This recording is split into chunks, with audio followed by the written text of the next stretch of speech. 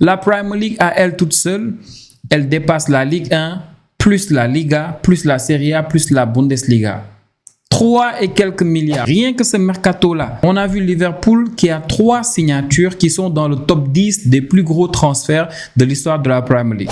Et tu as Isaac et Florian Wirtz qui sont top 2. Ekitike, je pense qu'il doit être 7e ou 8e. Top 10. La Liga, chaque année, chaque exercice, chaque saison, ils regardent ce que tu as pu gagner en termes de revenus. Ils voient tout.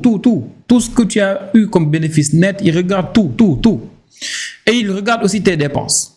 Et se basant sur tout ça, ils te font un salary cap. Ils te font une limite salariale. Ils te disent, écoute, tu ne dois pas dépasser ce montant-là si tu veux payer tes joueurs, si tu veux payer ton staff, si tu veux faire des indemnités par rapport aux indemnités pour les transferts, les primes pour les agents, tout ça, tu ne dois pas dépasser ce montant-là. Chaque saison, ils sont sur le dos des gens pour leur dire, chaque année, ils sont sur le dos des gens. Ils le font pour tous les clubs. Chaque club, ils te disent, toi, c'est ça, toi, c'est ça, toi, c'est ça, toi, c'est ça. Et pour certains, c'est même négatif. On l'a vu depuis des années avec certains clubs en Liga. Et le Barça souffre doublement. Pourquoi? Parce que le Barça, c'est un club omnisport. Nous, on souffre doublement. C'est un club omnisport. Du coup, nous, notre salary cap qu'on nous met, c'est pour toutes les sections là. Pour toutes les sections, c'est-à-dire basket, handball, volley. Nous, on fait beaucoup de trucs. On est un club omnisport. Du coup, ça devient compliqué.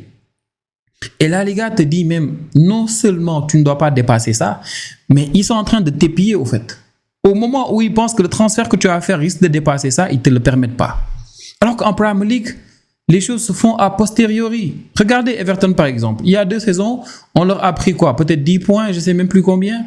Pourquoi? Parce qu'ils ont fait des résultats sur 2 ans ou 3 ans, 2 ans je pense, où ils ont dépassé les 105 millions de livres là qu'ils ne devaient pas dépasser en termes de pertes. Et quand on a vu qu'ils ont dépassé ça en faisant les bilans des saisons passées, sur les 2 saisons, ils leur ont dit, écoutez, 2021-2022 et 2022-2023, vous avez dépassé ce montant-là. Du coup, on va vous sanctionner en vous prenant des points. On leur a pris des points, mais ils étaient toujours en train de compétir. Ils avaient déjà fait le transfert. Donc, c'est ça la souplesse en Premier League. Et en Liga, c'est terrible. Là, Liverpool, vous allez voir partout, Liverpool, ils ont dépensé 500 millions d'euros. Oui, c'est vrai, et le montant est énorme. Ils ont vendu 200 millions d'euros à peu près, ou peut-être plus. Le montant là aussi, tu te dis, c'est rien comparé à ce qu'ils ont acheté. Mais en vrai, Liverpool, quand ils vont présenter leur bilan à la Premier League ou bien à l'UEFA, ils ont une félicitation du jury.